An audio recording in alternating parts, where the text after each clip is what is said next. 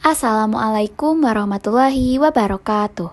Perkenalkan, kami dari kelompok 6 akan mempresentasikan hasil diskusi kami yang berjudul tentang menghindari diri dari perilaku tindak kekerasan. Tindak kekerasan merupakan suatu tindakan yang mengacu pada sikap atau perilaku yang tidak manusiawi, sehingga dapat menyakiti orang lain yang menjadi korban kekerasan tersebut, dan juga tentu merugikan orang yang berbuat kekerasan karena pasti akan mendapatkan hukuman sesuai hukum yang berlaku. Kekerasan pada dasarnya tergolong ke dalam dua bentuk, yaitu 1. Kekerasan sembarang yang mencakup kekerasan dalam skala kecil atau yang tidak terencanakan. Yang kedua, kekerasan yang terkoordinir yang dilakukan oleh kelompok-kelompok baik yang diberi hak maupun tidak, seperti yang terjadi dalam perang, yakni kekerasan antar masyarakat dan terorisme. Islam melarang perilaku kekerasan terhadap siapapun. Allah Subhanahu wa taala berfirman dalam surat Al-Maidah ayat 32 yang berbunyi, A'udzubillahi minasyaitonir rajim. Bismillahirrahmanirrahim. Min ajli dzalika katabna ala bani Israila annahu man qatala nafsan bighairi nafsin aw fasadi fil ardi fakannama qatalan nasa jami'a wa man ahyaha fakannama ahyan nasa jami'a walaqad ja'athum rasuluna bil bayyinati thumma inna katsira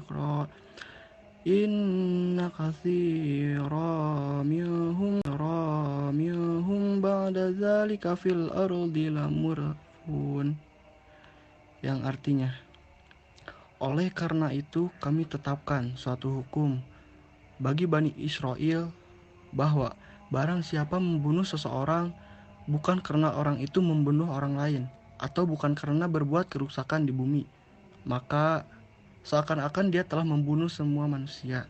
Barang siapa yang memelihara kehidupan seorang manusia, maka seakan-akan dia memelihara kehidupan semua manusia. Sesungguhnya Rasul kami telah datang kepada mereka dengan membawa keterangan yang jelas. Tetapi kemudian banyak di antara mereka setelah itu melampaui batas di bumi. Quran Surat Al-Maidah ayat 32. Allah Subhanahu wa taala menjelaskan dalam ayat ini bahwa setelah peristiwa pembunuhan Qabil terhadap Habil, Allah Subhanahu wa taala menetapkan suatu hukum bahwa membunuh seorang manusia sama dengan membunuh seluruh manusia. Begitu juga menyelamatkan kehidupan seorang manusia sama dengan menyelamatkan seluruh manusia. Ayat ini menyinggung sebuah prinsip sosial di mana masyarakat bagaikan sebuah tubuh. Sedangkan individu-individu masyarakat merupakan anggota tubuh tersebut. Apabila sebuah anggota tubuh sakit, maka anggota tubuh yang lainnya pun ikut merasakan sakit. Begitu juga apabila seorang berani mencemarkan tangannya dengan darah orang yang tidak berdosa, maka pada hakikatnya dia telah membunuh manusia lain yang tidak berdosa. Dari segi sistem penciptaan manusia, terbunuhnya Habil telah menyebabkan hancurnya generasi besar suatu masyarakat yang akan tampil dan lahir di dunia ini. Al-Quran memberikan perhatian penuh terhadap perlindungan jiwa manusia dan menganggap membunuh seorang manusia sama dengan membunuh sebuah masyarakat. Dalam Al-Quran, surat Al-Maidah ayat 32 terdapat 3 pelajaran yang dapat kita petik. Pertama, nasib kehidupan manusia sepanjang sejarah memiliki ketergantungan orang lain. Sejarah kemanusiaan merupakan mata rantai yang saling berhubungan. Oleh karena itu, terputusnya sebuah mata rantai akan mengakibatkan musnahnya sejumlah besar umat manusia. Yang kedua, nilai suatu pekerjaan berkaitan dengan tujuan mereka. Pembunuhan seorang manusia dengan maksud jahat merupakan pemusnahan sebuah masyarakat.